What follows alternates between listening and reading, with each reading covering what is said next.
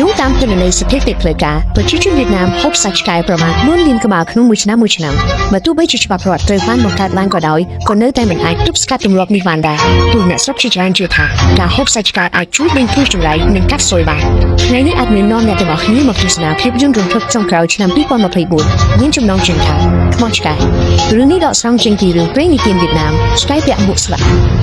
់ហើយអ្នកដែលចូលចិត្តហូបសាច់ឆ្កែមកចូលរួមមើលរឿងដ៏រំភើបនេះទាំងអស់គ្នាម្ចាស់តូបនឹងសាច់ឆ្កែម្នាក់បានដឹកសាកសពឆ្កែមួយក្បាលធ្វើដំណើរត្រឡប់មកផ្ទះទាំងកណ្ដាលអាធ្រាត្រមកដល់ផ្ទះកណ្ដាលផ្លូវម៉ូតូរបស់គាត់ស្រាប់តែរលត់ម៉ាស៊ីនបន្ទាប់ពីធ្វើការជួសជុលបន្តិចបន្តួចម៉ូតូក៏ឆេះឡើងវិញធម្មតាបរិសុទ្ធជាម្ចាស់បានដើរទៅលាងដៃនៅប្រឡាយទឹកក្បែរនោះតែអ្នកណាទៅដឹងថាទិដ្ឋភាពដ៏ព្រួយបានកើតឡើងសាកសពឆ្កែដែលងាប់ទៅហើយនោះស្រាប់តែបើកភ្នែកឡើងក្រហមញ៉ាំព្រមទាំងខំធ្មេញដាក់គាត់យ៉ាងសាហាវគាត់ដឹងថាមានរឿងមិនស្រួលក៏ងាកទៅមើលសាកសពឆ្កែតែវាបែរជាត្រឡប់មកសភាពធម្មតាវិ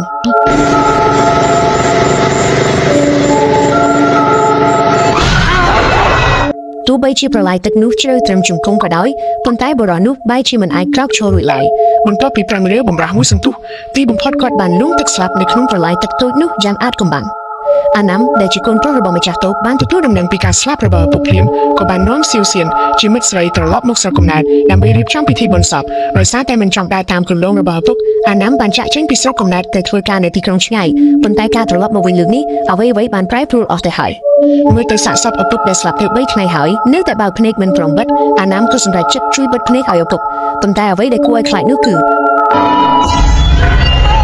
ឺភ្លាមសាកសពស្រាប់តែហូរឈាមចេញតាមភ្នែកច្រមុះមាត់និងត្រចៀកធ្វើឲ្យមនុស្សម្នាដែលចង់រស់មើលមានការភ័យស្លន់ស្លោខ្លាំងណាស់នេះច្បាស់ណាស់ជាប្រផ្នូលមិនល្អតតែសោះមុនពេលចាក់ចេញអាណាំនៅតែមានការភ្ញាក់ផ្អើលយ៉ាងខ្លាំងនៅពេលឃើញមានស្នាមរបួសលើករបស់ឪពុកគាត់ពេលដើរចូលក្នុងផ្ទះសៀវសៀនបានឃើញស្រមោលរបស់ឪពុកដែលស្លាប់ទៅហើយនោះម្ដងទៀតនៅពីក្រោយវាំងននប៉ុន្តែនៅពេលដែលអាណាំដើរមកមើលស្រមោលនោះបានបាត់ទៅវិញយ៉ាងចម្លែកនៅក្នុងពេលនេះគ្មានអ្នកណាម្នាក់ចាប់អារម្មណ៍ទាល់តែសោះថានៅក្រោមមានកូនឆ្កែមួយក្បាលបានលេចខ្លួនឡើងតាំងពីពេលណានោះទេនាងទី3បានដួសសាច់ឆ្កែមួយចានមកទទួលស្វាគមន៍សៀវសៀនប៉ុន្តែសៀវសៀនបានបដិសេធដោយគូសំថានាងមិនចេះហូបសាច់ឆ្កែឡើយឮបែបនេះអាកប្បកិរិយារបស់មីងទី3ក៏ប្រែប្រួលផ្លែតថែមទាំងនិយាយឌឺដងផ្លែផ្កាឲ្យនាងថាបើមិនចេះហូបសាច់ឆ្កែទេគឺមិនអាចចូលមកធ្វើជាកូនប្រសារក្នុងគ្រួសារនេះបានឡើយសំណាងល្អដែលអាណាំចូលមកជួយសម្របសម្រួលទាន់ពេលទើបមិនធ្វើឲ្យស្ថានភាពដ៏ទើសទាល់នេះបន្តអូសបន្លាយរឿងរ៉ាវមនុស្សស្លាប់ជារឿងធំដុំប៉ុន្តែអ្នកជិតខាងបែរជានិយាយវែកញែកពីមូលហេតុនៃការស្លាប់របស់ឪពុកគាត់នៅចំពោះមុខអាណាំទៅវិញរំដៅទឹកតូចនិងរសោះបែរជាអាចលងស្លាប់ទៅកើតអ្នករាល់គ្នាបានសង្ស័យថាជាខ្មោចទឹកតាមចាប់យកព្រលឹងជំនួសទូទី2លើបែបនេះមានការខឹងសម្បាយ៉ាងខ្លាំងរួចស្ដីបន្ទោសទៅកាន់ក្រុមស្ត្រីទាំងនោះឲ្យចេះប្រយ័ត្នមាត់កកុំនិយាយផ្លេសផ្ដាស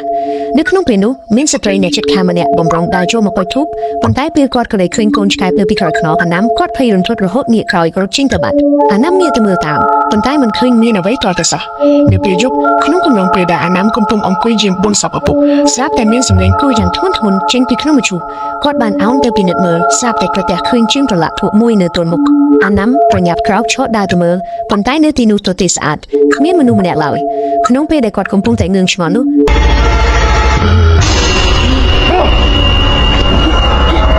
ពេលដែលអាណាំងាកមកមើលវិញសាកសពរបស់ឪពុកបានបាត់ទៅហើយប៉ុន្តែអ្វីដែលធ្វើឲ្យគាត់រន្ធត់ចិត្តជាងនេះទៅទៀតនោះគឺគាត់បានឃើញសមាជិកគ្រួសារទាំងអស់ត្រូវបានគេចងកនៅចំពោះមុខអាណាំសឹងតែមិនជឿនឹងភ្នែកខ្លួនឯងឡើយនៅពេលនោះស្រមោលរបស់ឪពុកបានលេចឡើងម្ដងទៀតរួចនិយាយថាមានរបស់ម្យ៉ាងចង់សម្លាប់មនុស្សមួយផ្ទះនេះឲ្យស្លាប់ទាំងអស់និយាយមិនទាន់ចប់ផងឪពុករបស់ត្រូវបានគេអូសចូលទៅក្នុងភាពងងឹតបាត់ទ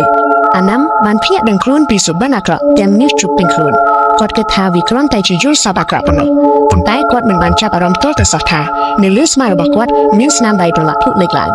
ងឪពុករបស់គាត់ហាក់ដូចជាចង់ប្រាប់រឿងអ្វីម្យ៉ាងដល់អាណាំប៉ុន្តែគួរឲ្យស្ដាយមិនទាន់តែបាននិយាយផងក៏ត្រូវបានដួសចូលទៅក្នុងភាពងងឹតបាត់ទៅថ្ងៃបន្ទាប់ជាថ្ងៃបញ្ចុះសពឪពុកសំណាងល្អដែលអ្វីប្រព្រឹត្តទៅដោយរលូនមិនមានរឿងហេតុចម្លែកអ្វីកើតឡើងទៀតឡើយបន្ទាប់ពីចប់សពគ្រប់អ្នកគ្រប់គ្នាបានជួបជុំគ្នាហូបបាយទូទី2បានប្រកាសប្រាប់អ្នករាល់គ្នាថាថ្ងៃស្អែកតូបលក់សាច់ឆ្កែនឹងចាប់ផ្ដើមបើកលក់ឡើងវិញបង្ហាញច្បាស់ណាស់ថាគាត់បានចាត់ទុកខ្លួនឯងជាម្ចាស់តូបលក់សាច់ឆ្កែថ្មីបាត់ទៅហើយនៅក្នុងពេលនោះសៀវសៀនបានលួចខ្សែប្រាប់អាណាំនៅក្រោមទៅថាតាមពិតនាងមានផ្ទៃពោះបាន2ខែហើយពេលនេះនាងត្រូវការពិធីរៀបការមួយដើម្បីបញ្ជាក់ពីភាពស្មោះត្រង់មិននឹកស្មានថាគ្រាន់តែពាក្យនេះនិយាយចេញមកភ្លាមត្រូវទទួលបានការបដិសេធយ៉ាងដាច់អហង្ការពីសំណាក់ប្តីប្រពន្ធទី2និងមីងព្រោះគ្រួសារទើបតែជួបទុកតាមទំនៀមទម្លាប់ត្រូវរងចាំរយៈពេល1ឆ្នាំទើបអាចរៀបការបាន ผู้ที่ปีก็ประหยัดกระดับอำนาจเปลี่ยมโดยประกาศก็ได้ถ้าเรื่องราวของแกจับปีเป็นนี้ต่อเติมคือกัดเชียร์สำหรับเคยสถานเพียบการแต่การตั้งหลังกันนางมาได้หรือบ่อันนั้นตีบุญพอดร้อมเลงบานกอดบานคราวโชว์หลังแดงข้างสมบัติมาตู้ใบจีบได้สับเตแมนคนตายกอดในรู้ในลายเหมือนตอนดอลวินยาเดตย์มุกจงอัลบังไฮมุกกอเป็นชื่อหรือก้นตรองระบกอดนุตีตีบุญพอดเจอใบบักขณีแต่มันสบายจัดมาได้บานสำหรับจัดท้าระยะปีปีขายเทียดหนึ่งรีบจำพิธีการเอาตัวกี้เต็มปีเนื้อเปรี้ยวคืนนี้มาได้ขมิ้นหนึ่งมัดเพราะเนื้อปีกเราจำช่วยจุ่มเชิงแบบนี้เพียบเพลคล้ายหนึ่งตุ๊กกงวานในคลุ้มจักรบาสิวเสียนเกาะบ้านโรลีบาเตอคนตายเรื่องร้ายจุ่มไหลเนื้อขนมเตี้ยวิมันบ้านมันชุบจะมีหลายพลายเชื้อหนึ่งการในเลือดตัวบูชีตั้งแต่สวัสดิ์ครีมหนึ่งรุ่นด้วยโดยขมิ้นมูลหายสมบัติแต่ตุ๊กไอบ้านมือไทยก็มันบ้านผองนำใบบงการจุ่มนับอารมณ์ละอ้อดอกครูซาสิวเสียนบ้านอ้อยนำจุ่มมาได้เจงแต่ติ้งพลายเชื้อบูชีทำไม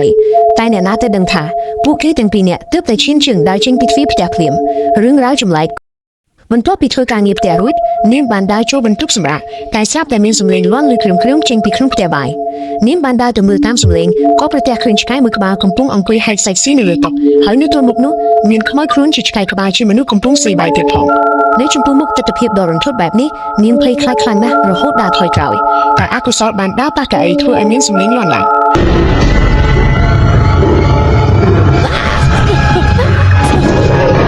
สำนักละอ้อแต่อานำเนื้อมาได้บานมาดอกตอนเปลแต่ในขนมเปนู้สิวเสียนเผยซึ่งแต่ลอกตะลึงจะหา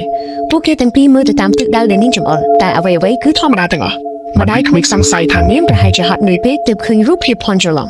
งเนื้อเป๊ะได้มาได้ตึกกันในน้ำก้อนซับดำใบดูพลายเชื่อบูชีเรื่องจมไหลก็บานขาดไล่มารองเทียดดำบ่มไหลตัดได้ด่ารูปพลาดบูชีซับแต่ลงคืออย่างคลั่งมันตอบมกมีนสำเร็จใส่ยุ่งอย่างกล้วยคลายเจ้งไปขนมวิชุสเปรย์เชื่อมาได้เผยเป๊ะก็ตุ้มเลี้ยวิชุนุกเบ้ากุมติดจอลตึบสะเพียบตระลับมกทอมาดาวิง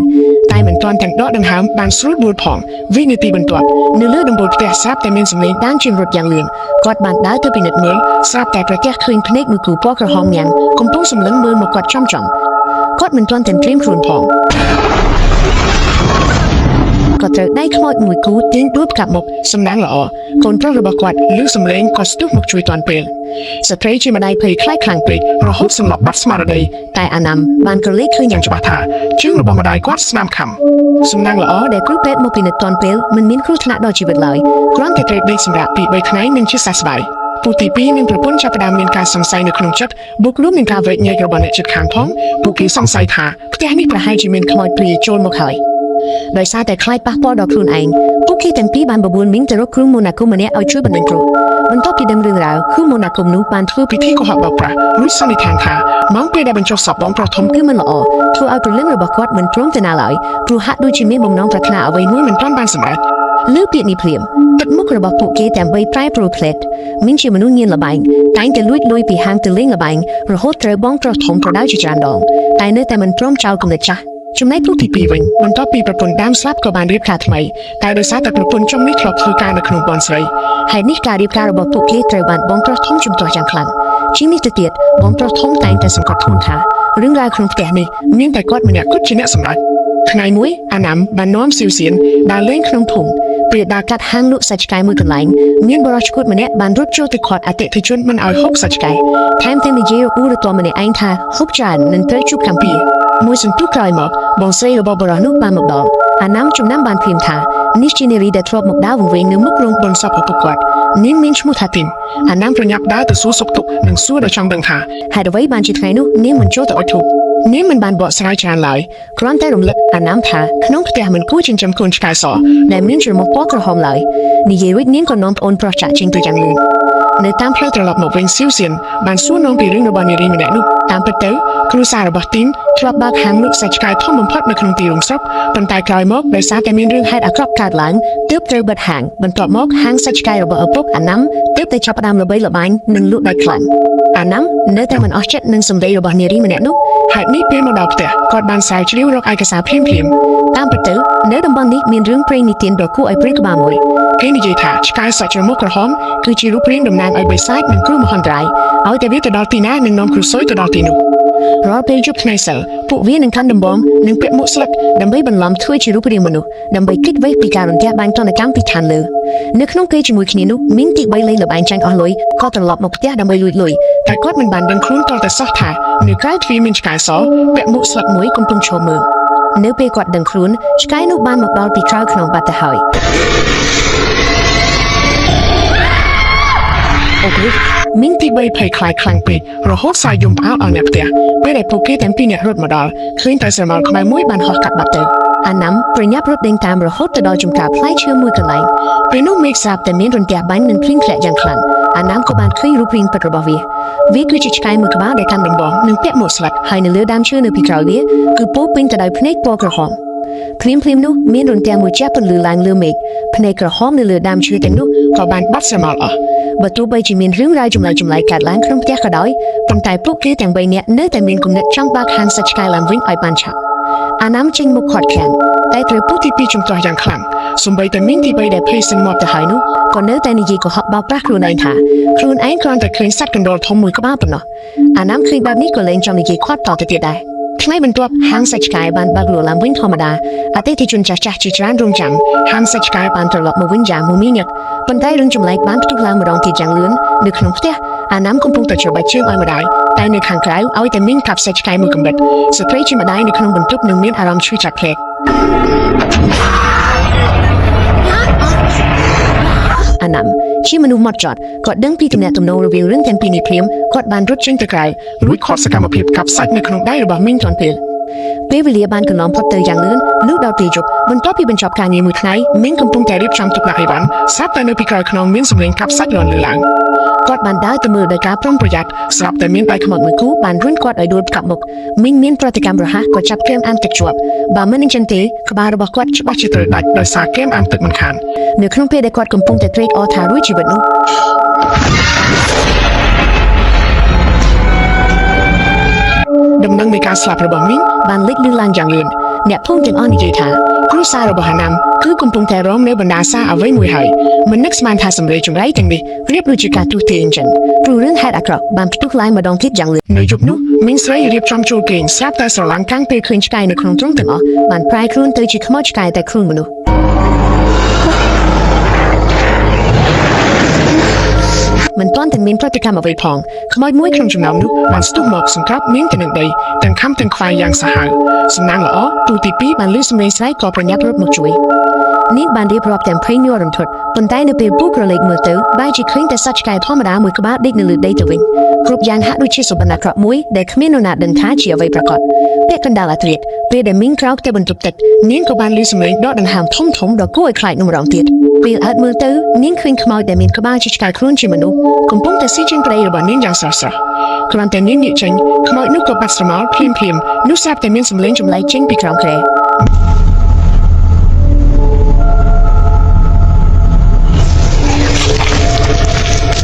គិងភ័យខ្លាចរហូតដល់ឈួរធ្មឹងព្រមទាំងបណ្ដោយឲ្យអណ្ដាតដ៏មានក្លិនស្អុយរលួយមកលេបគៀកមានផ្ទៃមុខ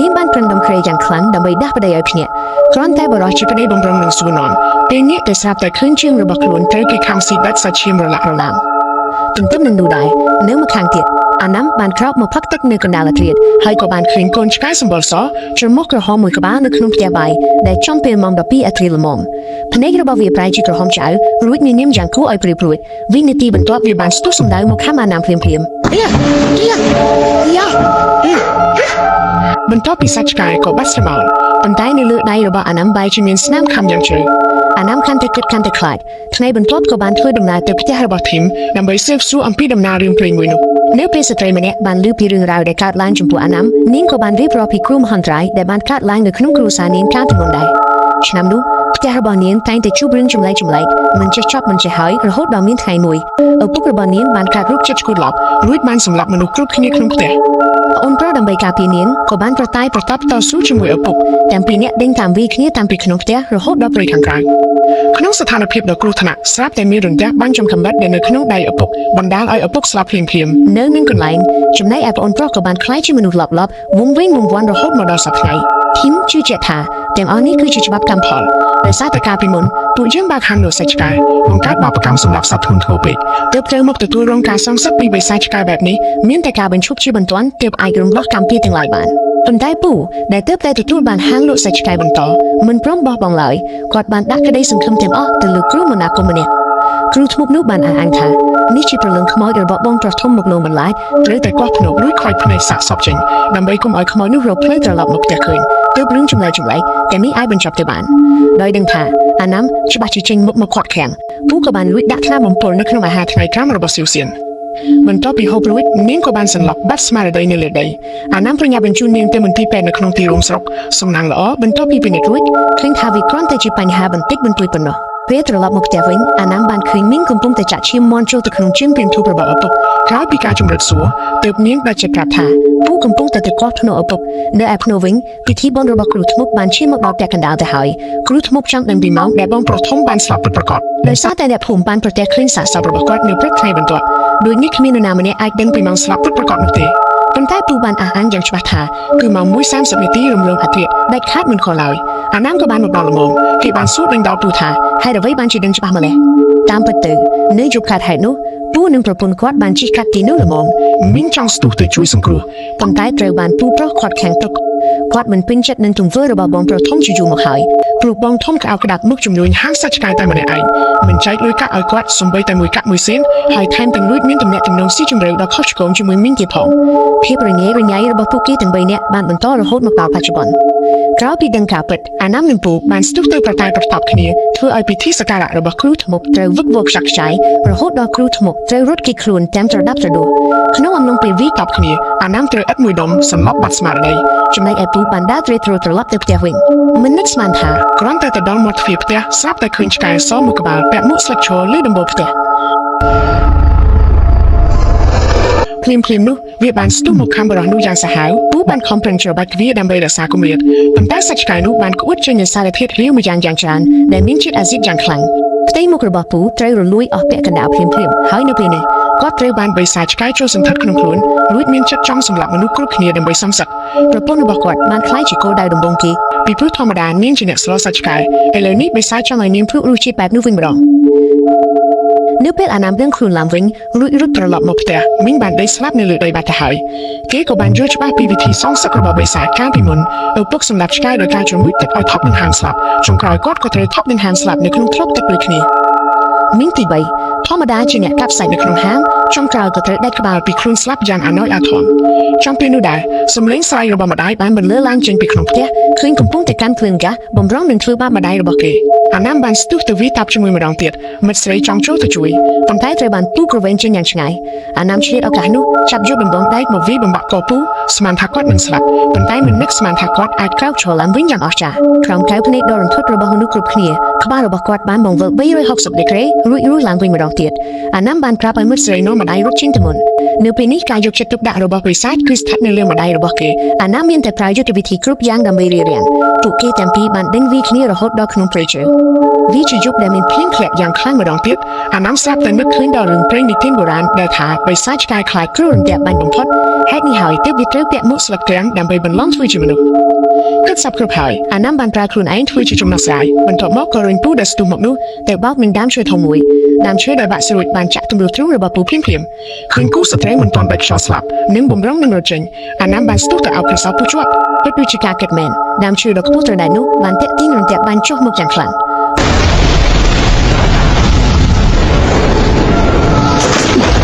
រូបកាយរបស់ពូលែងមានចលនាហើយខ្មោចឆ្កែដែលនៅក្នុងខ្លួននោះក៏ត្រូវវិនិច្ឆ័យបាត់ស្រមោលទៅជាមួយគ្នាដែរ